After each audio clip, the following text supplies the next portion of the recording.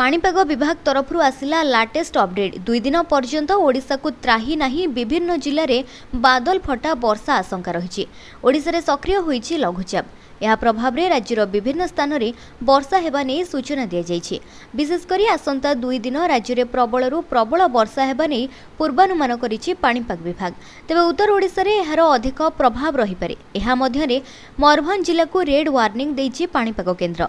एहा व्यतीत किछि जिला को सतर्क रहिबा पई परामर्श दिया जायछि।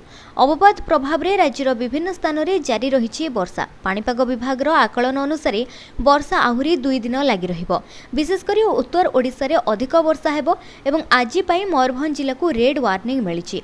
प्रबलरू अति प्रबल वर्षा नै सुंदरगढ़, बालेश्वर एवं केन्दुझर को ऑरेंज अलर्ट जारी होइतिबा बेले 11टी जिला पई येलो वार्निंग देछि पाणीपाग विभाग। प्रबल वर्षा नै जिलापाल को सतर्क कराइछन्ति स्वतंत्र रिलीफ कमिशनर। माटी घर भांगिबा सहित तलिया अंचल रे पानी जमी पारे। किछि नदी रे जलपतन वृद्धि घटिबा आशंका थिबारु आवश्यक पदक्षेप नेबाकू जिलापाल को निर्देश दिया जायछि। सेपटे मयूरभंज रे लगाण वर्षा जोगु बड़बिल गाँव में भुशुड़ी पड़ी घर।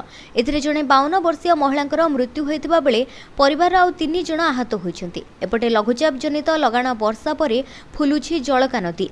विपद संकेत उपरे प्रवाहित हेउछि नदीर जलस्तर। फल नदी कूलिया को घारिछि बन्या आशंका। बालेश्वर जिला बस्ता ब्लॉक मथानी ठारे सतर्क संकेत 6 मीटर रहितिबा बेले गतकाली रातिठू जळका नदीर जलस्तर बढ़ी 6.51 मीटर सहित विपद संकेत उपरे प्रवाहित हेउछि। गत 2 दिन है जळका नदी अववाहिका समेत उपरमुंड तथा मयूरभंज जिलार रासगोविंदपुर, मोरडा, सुलियापदा, चित्रड़ा अंचल में प्रबल वर्षा लगी रही। फल नदीर जलस्तर भी बढ़ुछि।